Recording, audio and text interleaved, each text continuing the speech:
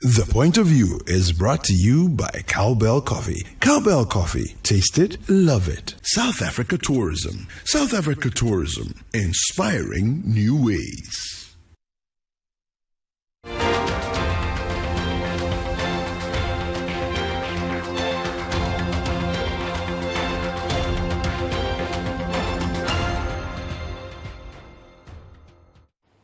Hello, welcome to another edition of your favorite current affairs program on television, The Point of View, right here on Citi TV. My name is Duke Mensopoku, sitting in for your regular host, Bernard Koku Avle. In this edition, we are looking at a matter of international, financial, and economic importance, the matter of Ghana's latest rating by the S&P Global, one of the three giant rating agencies in the world.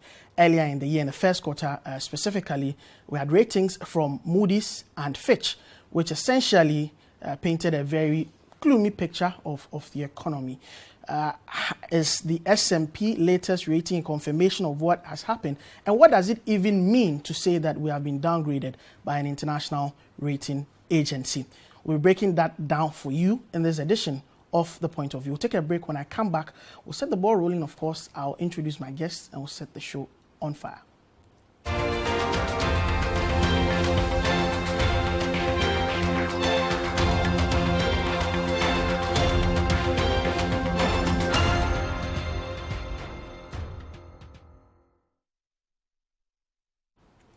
You're welcome back. This is still The Point of View. So we would give some context to the matters up for discussion in this edition. This report put together by my colleague Samaria Fit tells us what this latest rating is about and what really is in there for the country and its economy. The report says the pandemic of COVID-19 and the Russia-Ukraine war have both magnified Ghana's fiscal and external imbalances. Non-resident outflows from the domestic government bonds and lack of access to the euro bond markets, retail dollar purchases, dividend payments to foreign investors, and more expensive refined petroleum product imports have pushed up demand for foreign currency, leading to a drawdown on Ghana's limited stock of reserves since the fourth quarter of last year. These domestic and external pressures, according to the reports, are coinciding with the U.S. external reserve rate hike, contributing to 27% of depreciation of the Citi against the U.S. dollar since the start of the year.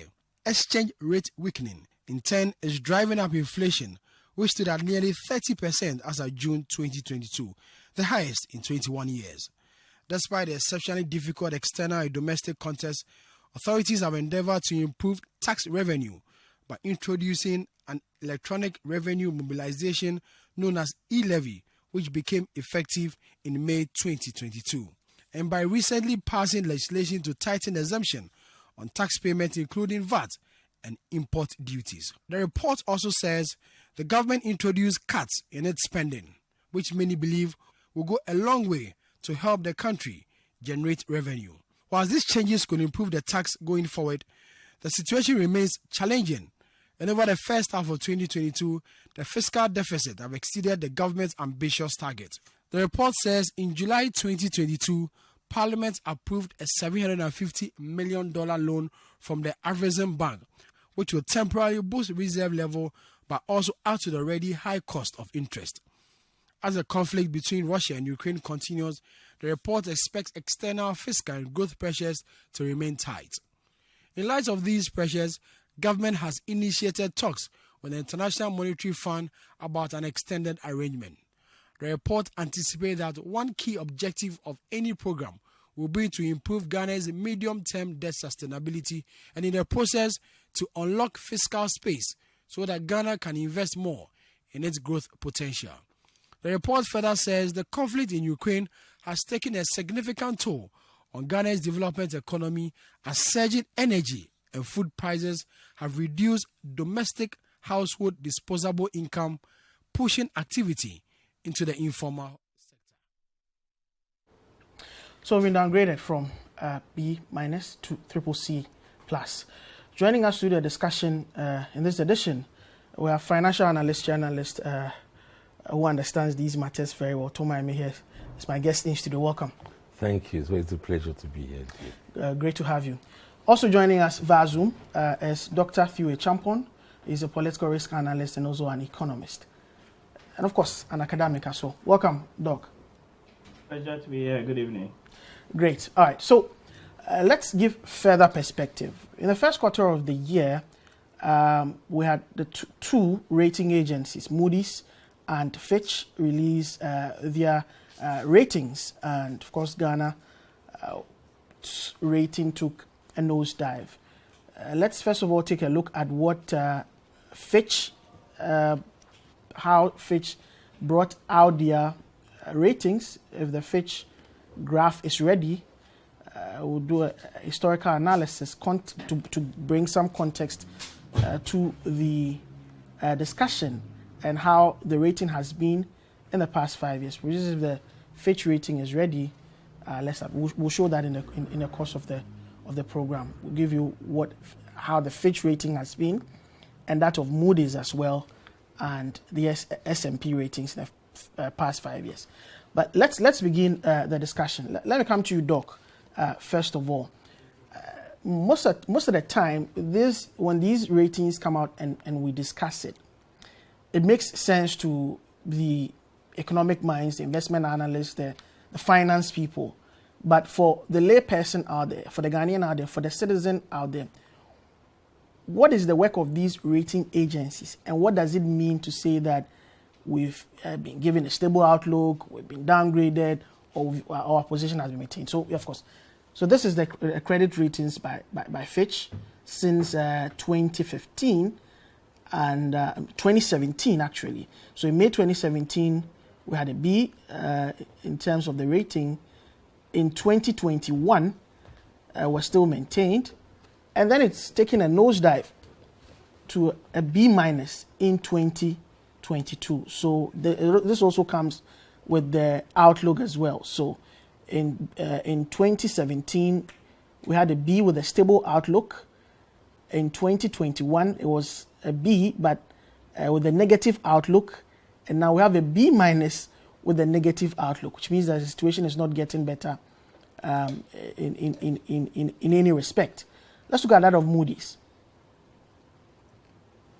So that's from March 2015 up until 2022, which is the current one. B3 with a negative outlook, that's in March 2015. September 2016, it's a B3 with a stable outlook. June 2020, it's a B3 with a positive outlook. 2020, B3 with a negative outlook, and then with a C in 2022 with a stable outlook. Let's look at what we are discussing. S&P, for the past 5 years, how have they graded Ghana in terms of the ratings? So in 2017, we're at a B minus with a positive outlook. Then it went higher to a B, stable B with a stable outlook. That was in 2018. Then we maintained a B in 2020, but this time around with a negative outlook. And then in September 2020, we B minus with a stable outlook. And then the latest one, C with a negative outlook. So, Doc, my question still stands. What does it mean, the work of these rating agencies? How significant is it to the international economic and financial architecture? And what does it mean to say we have been downgraded? Yeah, thank you once again. Pleasure to be here. And their work is extremely important. So think of it this way. Just like when you go to the bank and you want to borrow, the bank would access your ability to repay the loan. It is the same way with countries when they want to also go and borrow from the international capital markets. And more so for countries like Ghana and other emerging markets where in the last 10, 15 or so years, recourse to the foreign markets, i.e.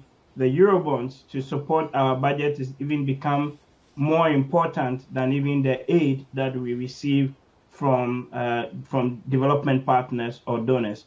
So anytime you're going to the market to borrow, or Ghana is going to the market to borrow, what the ratings agencies would do, which fits into the decision of the banks to lend to Ghana, is an attempt to assess the likelihood of default of a country in terms of whether it can repay that money, just like you going to the bank. And they do this using a scale.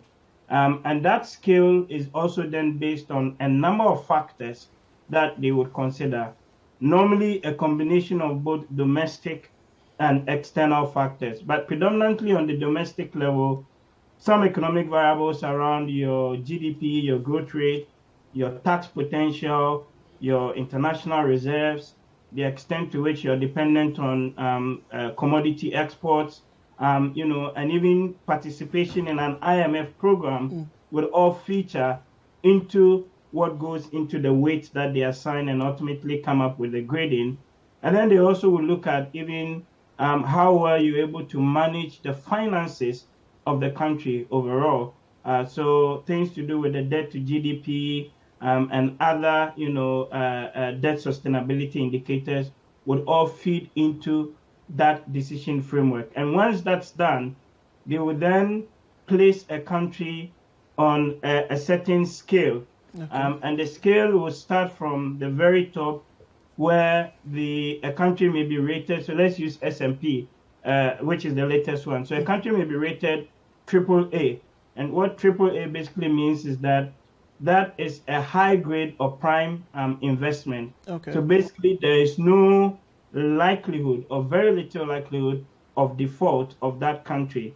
And then it comes down and down and down to a D. So we're moving from a AAA to a D, and a D basically means that a country is in default. And many countries will fall within any of those paradigms. And to put it again into context, and for the purposes of our listeners, any country that historically is graded like a double B plus, so we're talking A, B, C, and D, and there are sub-variations within that.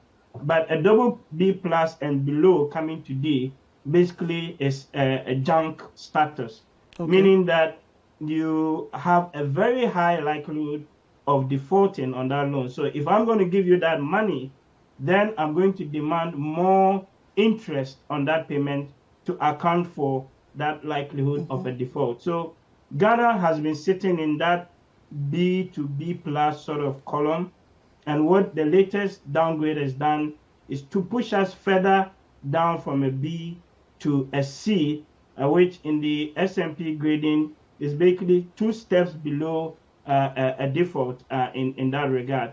And lastly, what the S&P rating also is done is to align itself to what the other 2 rating agencies had said about Ghana earlier in the year. So remember, Fitch and Moody's downgraded us, and they all had a negative outlook. S&P decided to actually wait earlier in the year to see if some of the proposed new revenue measures that the government had announced, like the e-levy, some of those cuts, would begin to kick in. Based on that, which they will do an assessment. And as we know, the e-levy started late, and the amount collected has been relatively small. And then some of the other sort of fiscal consolidation measures that have been passed, including the mid-year review, indicates more or less that the budget is going to struggle a little bit, and the deficit numbers that the government is projecting to make end of the year would not be met. Hence why you see that ratings assessment as moving to the CCC with a negative outlook. Okay, Doc. So in the course of this, the work that is done by these rating agencies, when they are putting this together, obviously they would gather data from the country that they are going to rate and all of that.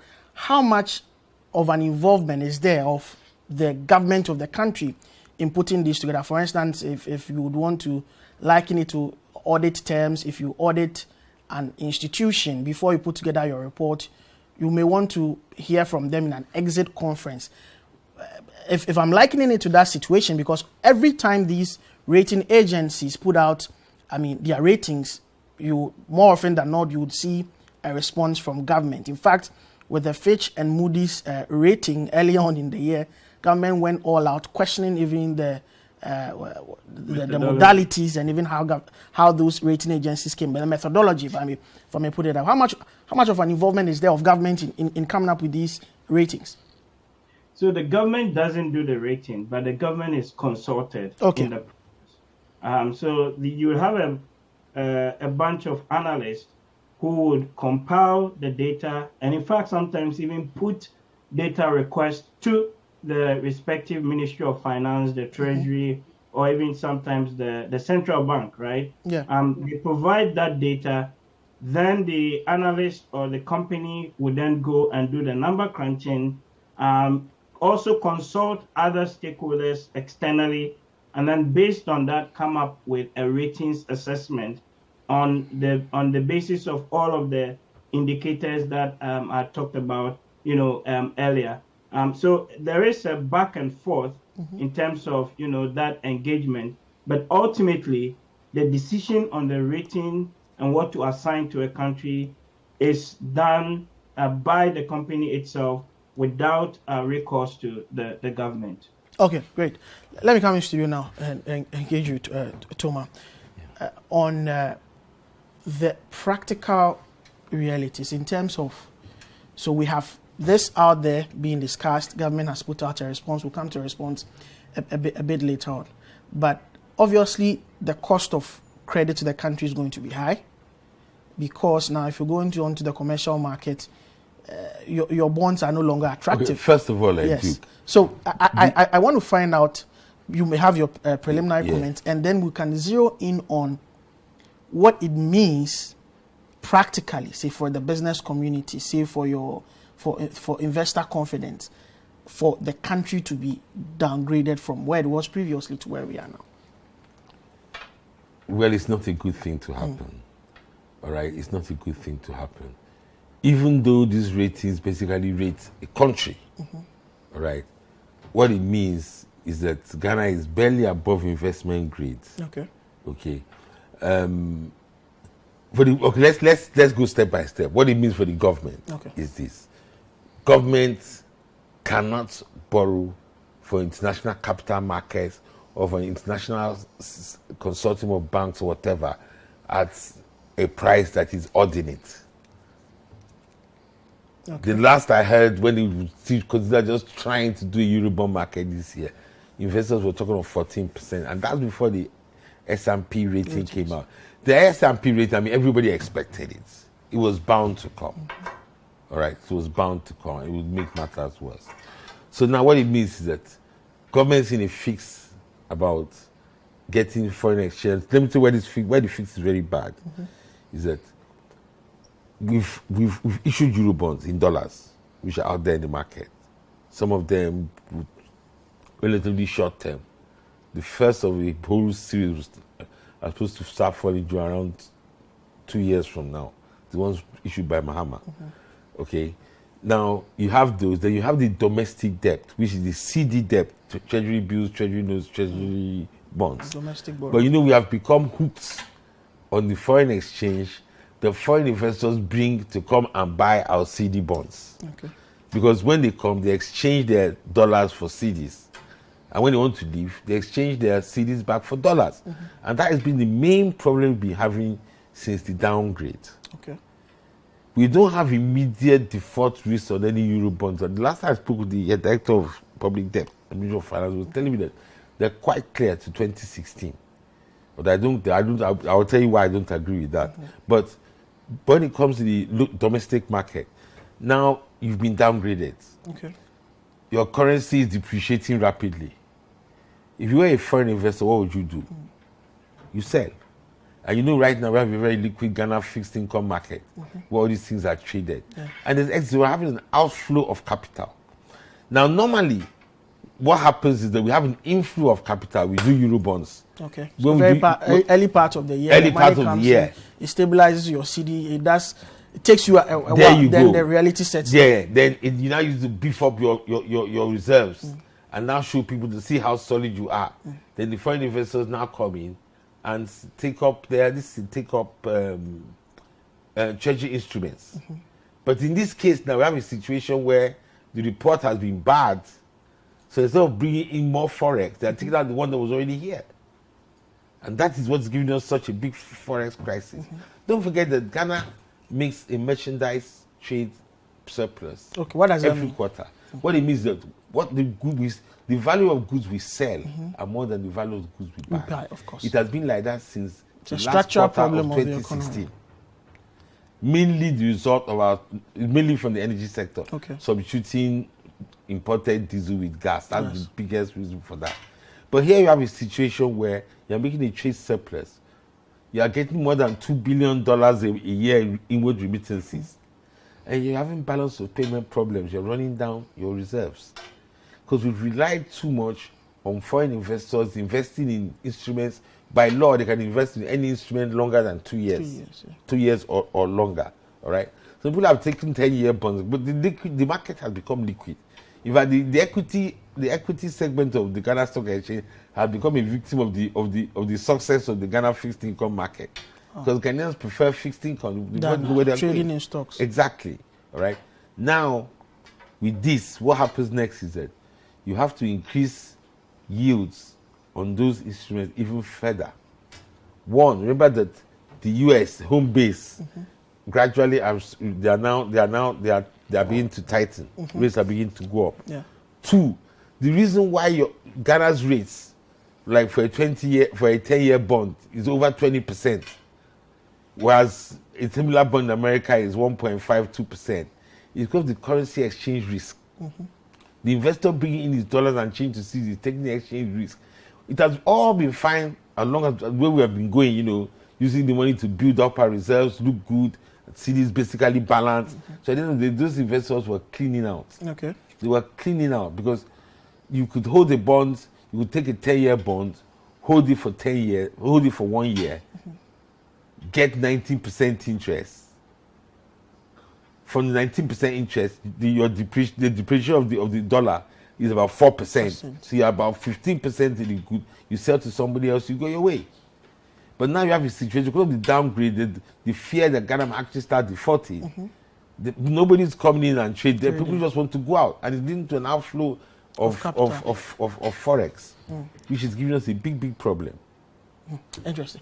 Okay, so we'll take a break here. When I come back, we'll still be exploring the issue of the practical impact on, say, the trader who needs forex to import. I mean, it's just 4 months away from Christmas. Those who want to bring in goods, Christmas. What does it mean if our economy has taken a downturn in terms of ratings on the international market? We'll be back with the practical impact of these ratings. Stay with us.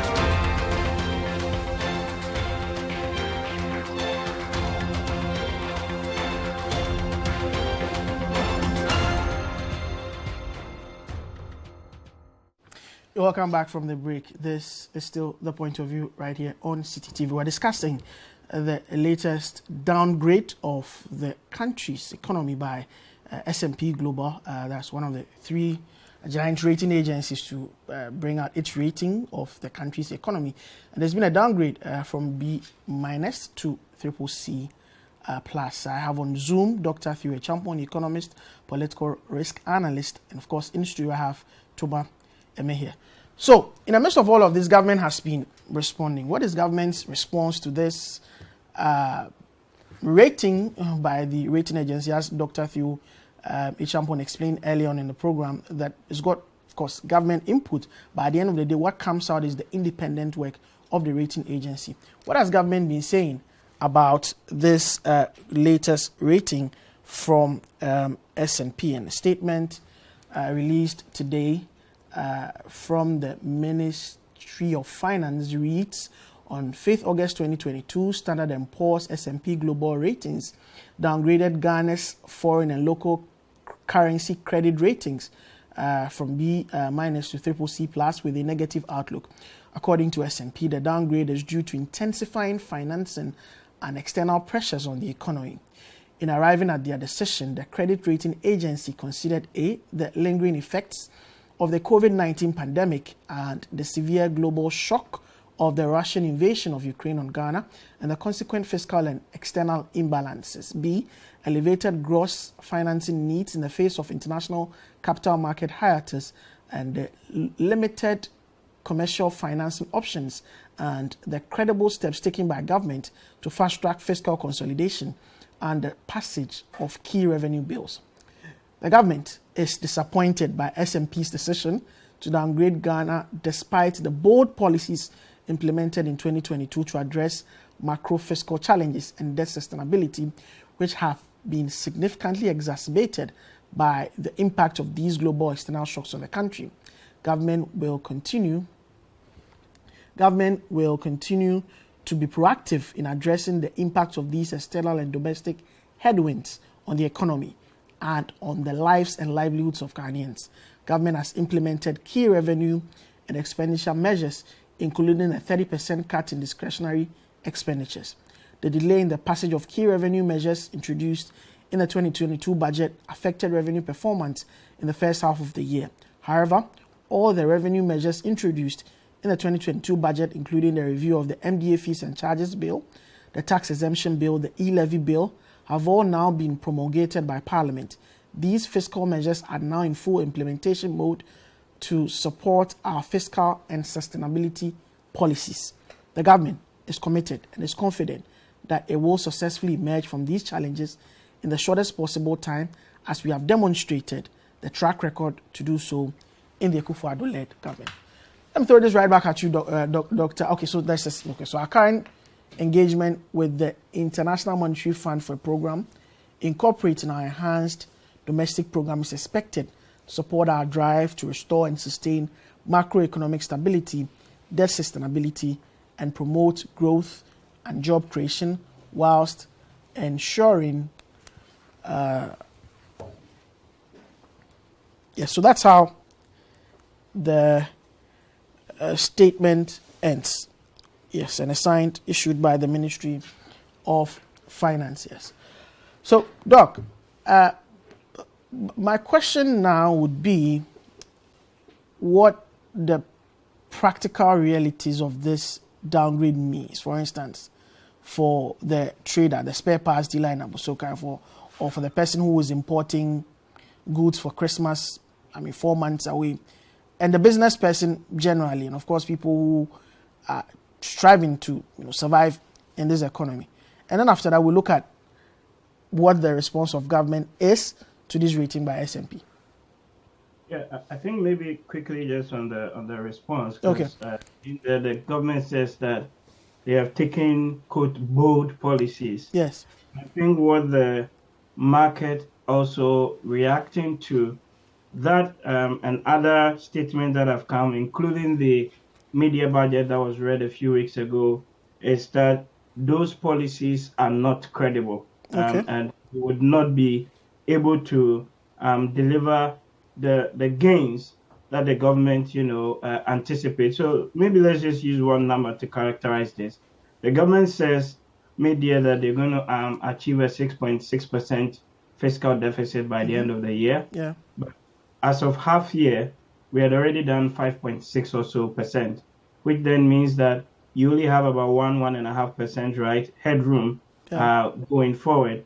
The reality of that means that the government will have to make far more significant cuts than it already has done if it is to maintain or attain the deficit figure. So many of the market participants read these signals, they look at the numbers, they look at the statement, and you can see that there's a bit of a disconnect between the rhetoric and the reality. Okay, and I suppose, but there's also a government that also cut down its GDP target from 5.8 to 3.6 in the media budget review.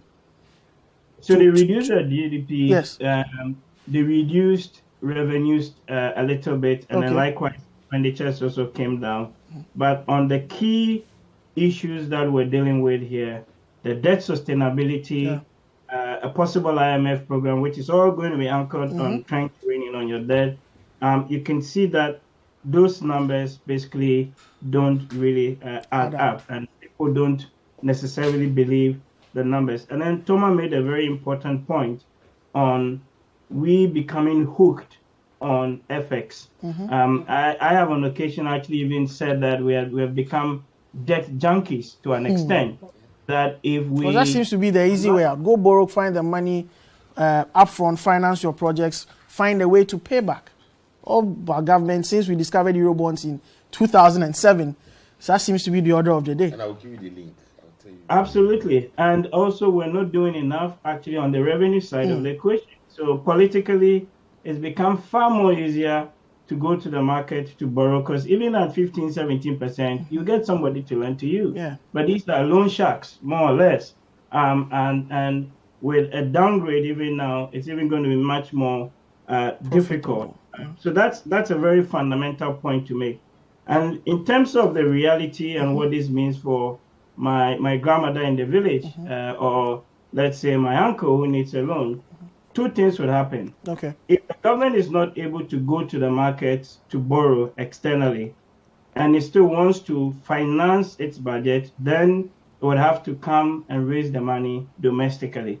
So you can see that in the last 6 months, probably even to a year, there's been a sizable increase in the amount of treasury bills that the government is selling, and trying to more or less mop up some of the excess liquidity in the system. And this ultimately then crowds out the availability of credit for the private sector or the person who sells spare parts or looking to, produce fruit juice in Ghana, but wanting to borrow from any of the domestic market. So ultimately, the cost of borrowing is going to go up. Okay. And we, coupled even with the inflation also rising, it means that the interest or the yields also have to go up to more or less compensate for that rising rate. So it's going to be challenging for businesses in the country, as I foresee, the borrowing levels or the cost of borrowing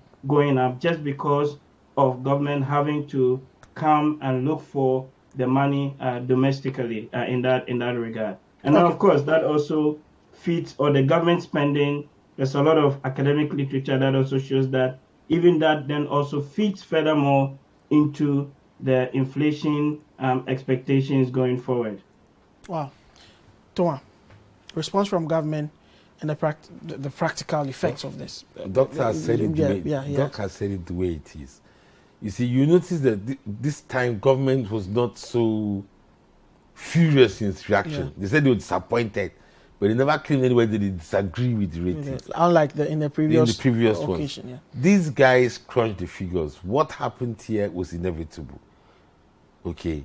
Now the question is, how do we deal with it? All right. First of all, we go into an IMF program. We will come to the question of the IMF program and how critical it is at this point in time. But how it affects people? Come to the question. Yes, how it affects people. That's simple. That's the issue we are dealing with currently. It's government that sets interest rates in Ghana. Okay. The interest rates are built up on top of treasury bill rates, even though we claim that the Ghana reference rate, which is the base rate for all banks, which is agreed through the Ghana Association of Bankers and the Bank of Ghana itself. We all know that rate responds to treasury bill rates. And treasury bill rates, 91-day treasury bill, the shortest tenor, started the year at 12 point something. Right now it's about 21, 22%. All right. So now first effect is that it's taking out so much of government's money. The government is having to spend nearly twice as much as it thought it would have to on its domestic debt. The kind of increase, Joe Jackson calculated it right here recently when we were on big issue. Yeah. And he calculated that, look, the increase would outgone the 4.9 billion we were expecting from e-levy. Clear. So, first of all, what we say, Ghana is a big problem. Now, for the private sector, the same thing, the rates are going up, including lending rates. Borrowing now is at an extremely prohibitive rate. For large corporations that could go to the stock market, it's not going to work out. Investors are not putting their money in the stock market when they can get 20% guaranteed free money on the fixed income market, government bonds, riskless. Worst comes to the worst, government prints the money and raises inflation. So you get your money back. So now people are going to have to learn if our businesses they have to start thinking outside the box when it comes to financing. For example, wherever you can get credit terms for your supply, go for it. Even at a way higher cost. Exactly. Now Because there's no way out. You have to control your inventory. The longer you have inventory locked up in your warehouse, based on which we purchase with borrowed money, the more in danger you are in. So now people have to be very nippy in how they go about and that applies to households as well. Yeah. Look, everybody has to adjust this, has to tighten it. There's no things about it. It would be lovely if government will set an example, but well, government will always be government. Yeah, but you have this, theory about these international agencies. Yes, I do. And whether African countries should continue to at the risk to of be sounding, looking at that. At the risk of sounding like Oliver Stone, I will say this. I think the rating agencies, they crunch the figures correctly. Yes. But I think they were deliberately pushing Ghana into a situation where it would have to go back to the IMF. Really? That is what I suspect. See what happens. Fitch and Moody's, one after the other in January. When we are coming off in December of last year, where yields, Bloomberg's report on our Eurobond yields going to new peaks. The stories went viral. Next one, January, this thing happens. 6 months later, after government has still announced all its austerity measures and that, Standard & Poor's comes and effectively supports what Fitch and Moody's are saying. What they're saying is that Ghana's external bonds and even the Citi denominated ones which foreigners can buy into are not very far higher than young bonds, which means the cost of issuing new bonds will be extremely high.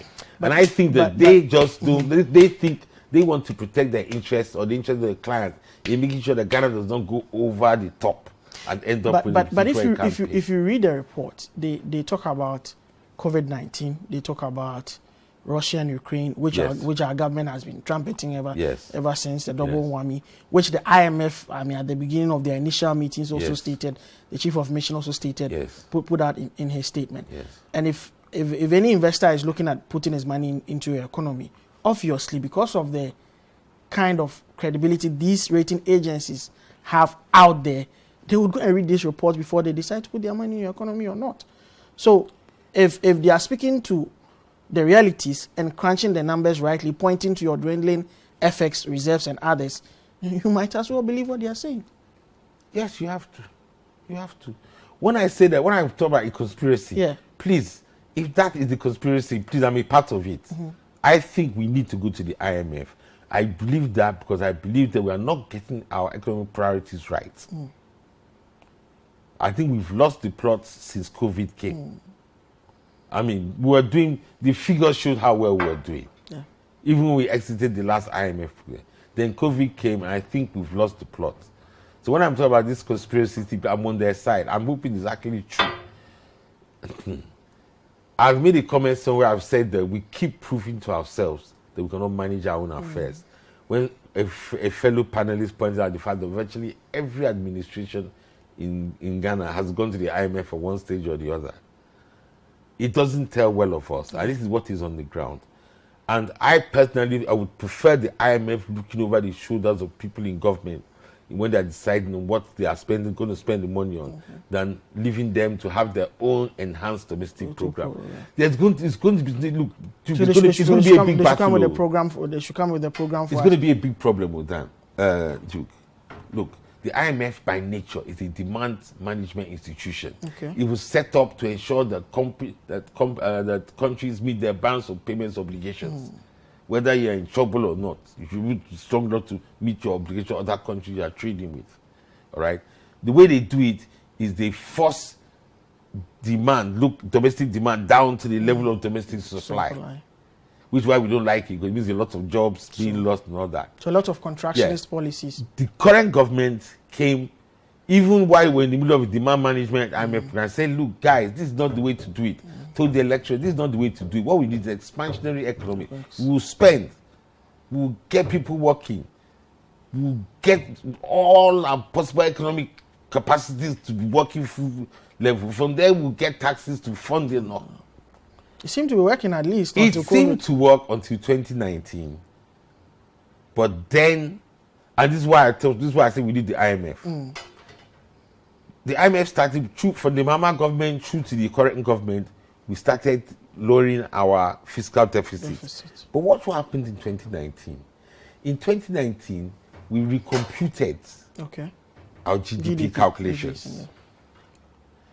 So in 2019, the size of the deficit seemed to have shrunk from the previous year because of the recomputations we had done. If we had used the former computations, it meant that for the first time since the IMF took over in 2015, our fiscal deficit was going to rise, not shrink. That was in 2019. Yeah. Just as we were leaving the program. So when the national community were uncomfortable about leaving the program, they were looking at the figures. Then came COVID. COVID, government did a good job about keeping the debt down and everything, but they also used it to use a big opportunity for them for populist spending, which they've not still not been able to account for till tomorrow. Populist spending, of course. Free meals going to people who didn't need free meals. Free water going to people. Free water going to people who will now take the water in tankers and sell it at 5 times the price. And free electricity, we all like the free electricity. So the monitoring there was virtually no monitoring. Yes. A lot of money went down. And now we have to suffer for it. So and now 2021, now the rating agencies come. And we are expecting that because we've gone through this trauma of 2021, they will now crunch the figures in a different way than they've been crunching them before. That is not going to happen. And that's where we now have our downgrades. So the question now becomes, what do we do? I don't know what they're ready to come to that. We'll go to, so we'll take a break now. When we come back, we'll focus on what needs to be done, to get back. Because a portion or actually a part of the S&P rating speaks about they looking at an upgrade or the outlook for the country if certain steps that have been taken begin to yield certain results, which means that there is hope for the country only if the right policy decisions will be taken. So we'll take a break. When we come back, we'll situate the conversation properly within a country going for a fund program with the IMF. Some have called for the negotiations to actually be done at an increased pace, a sense of urgency introduced. But what are the right steps that needs to be taken? We're back after the break to discuss that. Stay with us. Still the point of view. And of course, your messages are welcome. 055-058-5832.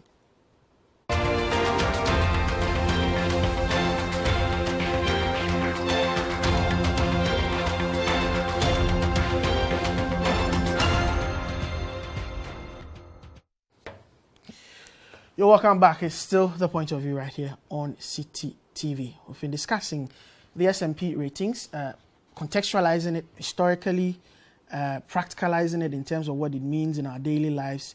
And of course, now we're zooming off into the general, milieu which we find ourselves in, a country that is seeking a fund program from the IMF. Weeks ago, the team were in Ghana. They met all stakeholders, finance committee, the president, the vice president, all the stakeholders in what were told was a data collection exercise. And since then, they've gone back waiting for, and this was a staff level engagement. It will go to the management, and then the board will decide if we will get a program or not. Zambia has gone through a similar process. They don't have a program yet. Sri Lanka, we know all their issues. They're still yet to get a program.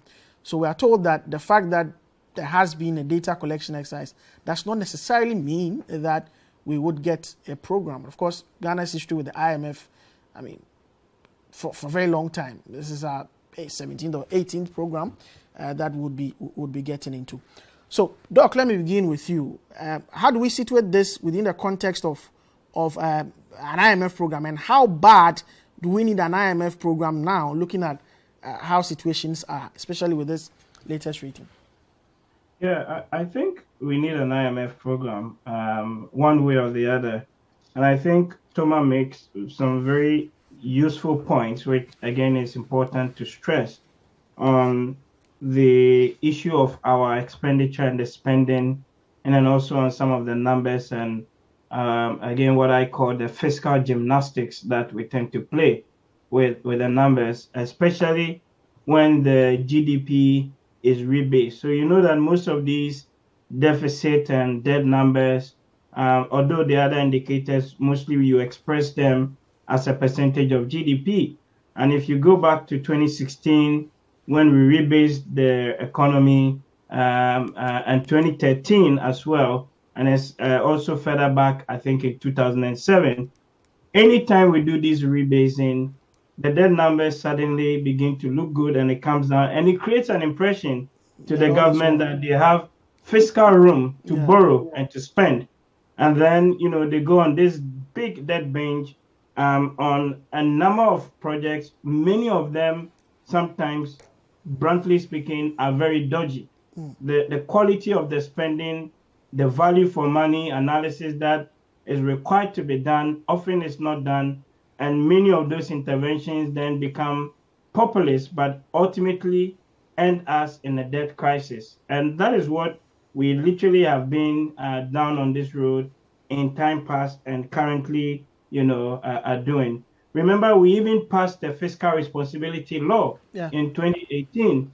And just as we exited the IMF program in 2019, we were meant to start implementing it, but with COVID, we put aside that law and said that the 5%, budget ceiling, we're not going to meet it until about 2025. And that gave us that room to spend. So ultimately, with the IMF program that we are entering into, and I don't think it's going to happen anytime soon, it would come to push us towards some policy credibility. What is sad is that most times that we have performed relatively better as a country is when we have been under an IMF program. And whenever we've been left on our own, we unfortunately tend to mismanage things. So my concern now really then becomes the sustainability of the management of the economy post an IMF program, say in 2024, 2025, because that's really going to be really crucial. And that then means we have to go back to actually, hardwiring and implementing the fiscal, responsibility act. So ultimately, under an IMF program, we'll have to make some cuts and we'll have to make some adjustment one way or the other. And there are maybe 5 or 4 main areas that possibly would have to focus in our conversation or discussion. So that should feature prominently in the design of the enhanced domestic program that government would be presenting to the IMF. Should we continue or should they decide that we even qualify for this fund program? It would feature in that, but I think what the government also needs to do is to come a bit more clean, and I'm sure the IMF will be demanding of them on the numbers. This over the line, below the line reporting, sometimes mixing up certain numbers. But the program itself, which will focus on macro sustainability and debt as management issues, I think we'll focus on 4 areas. On number 1, revenue administration. So dealing with the tax exemptions, luckily the bill has been passed. Dealing with some of the issues at the Tema port on customs. In the extractive sector, we can collect more revenue, and even maybe further refining the e-levy. The second aspect is going to be on aspects to do with, expenditure management. And so this will be things to do with cutting the size of the public sector wage bill. And I foresee net hiring freezes. I see some rationalization of some of the flagship initiatives. That's what the labor unions don't want to hear. State-owned enterprises as well. A lot of them are bleeding heavily, partly because of the way we appoint people in there. That I also think things will be done on there. But ultimately, it's to create room for us to be able to spend on the priority areas that matter. And lastly, is the fact that even under an IMF program during the last time, we were able to safeguard some of the social sector spending. So things like LEAP, actually we increased the number of people on that. And I think those social safety nets, if any, would have to be safeguarded as part of this new program going forward. But there's talk about under the social safety net. There's talk about free SHS and how it's being run now. You think it's ripe also for some of the rationalization? Should we? I think we could make some expenditure savings within the free SHS. Some of the items on the bill so for example, clothes, school clothes, things like that. I mean, some parents must be made to pay a certain version or component of some of the bill, and ultimately going forward, the tuition is just what the government has to absorb. If you want to send your child to a boarding house, then you must be prepared to pay some version of it. And we give you some stipends and salaries to cater for that, but not a blanket approach. All right, okay. Let me come to you now, Toma, on what your suggestions will be. Allow me to clap for Doc first. Doc, that was you said everything. Doc has basically given us, the planks upon which this enhanced domestic program should be. Yeah, but the only thing I want to say is that I think, and Doc has actually pointed out, there are revenue issues and there are expenditure issues. Okay. The fact is this: it's faster to implement expenditure cuts than to generate revenue increases. The grounds have been set for major revenue increases if government has the political will. Property taxes have not been collected in this country simply because it's the people who own the properties who make the laws, and they don't want to be taxed themselves. If they can get the political will not to say yes, we'll pay our tax on property. Look, Ghana makes about 0.9%. Media review. Ghana, yes, that's what he said. Yeah. Look, Ghana makes about 0.9%. A study I read recently from property taxes. France gets about 28%. I think Malawi also gets about 30% of total charges from petroleum taxes. Of course, then there's the issue of one issue we have also been ignoring: transfer pricing by multinationals. Okay. We need to look into that. We need to get the most sophisticated audit firms like Deloitte and co. Even though yes, they are the ones who audit those people, but they are the ones who can catch them when we pay them properly. As for the tax exemptions, well, that's about 10 years overdue. Yeah. Finally, we are finally getting it. So those are all good for revenue.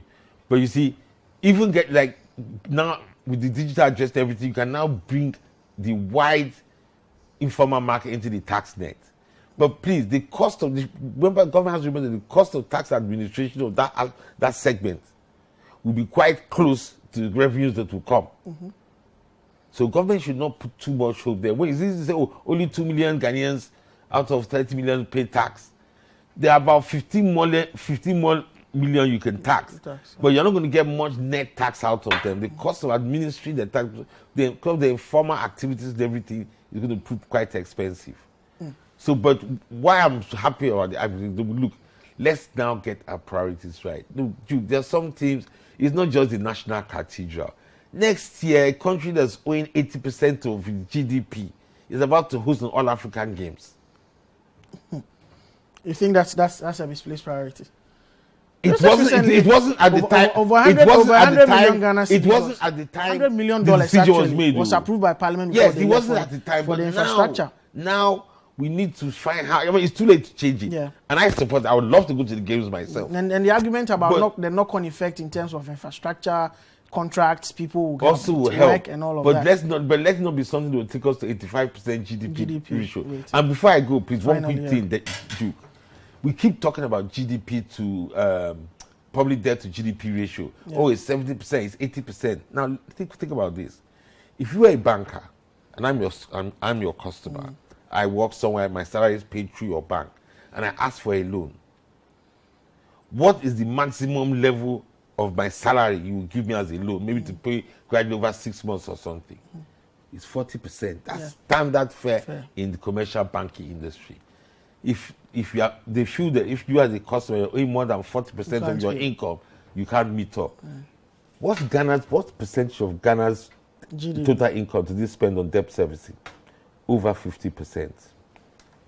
Now, are you still asking why we were downgraded? That says a lot. That says a lot. If Ghana was an individual and the international community was the bank, they wouldn't give any more loans.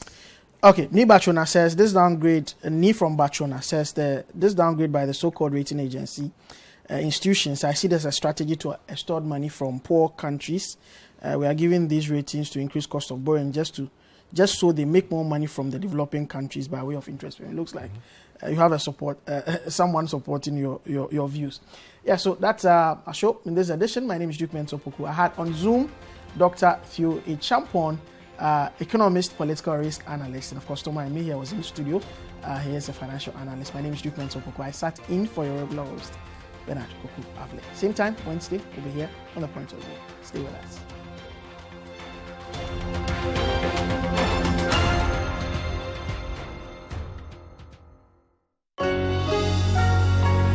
The Point of View is brought to you by Cowbell Coffee. Cowbell Coffee. Taste it, love it. South Africa Tourism. South Africa Tourism. Inspiring new ways.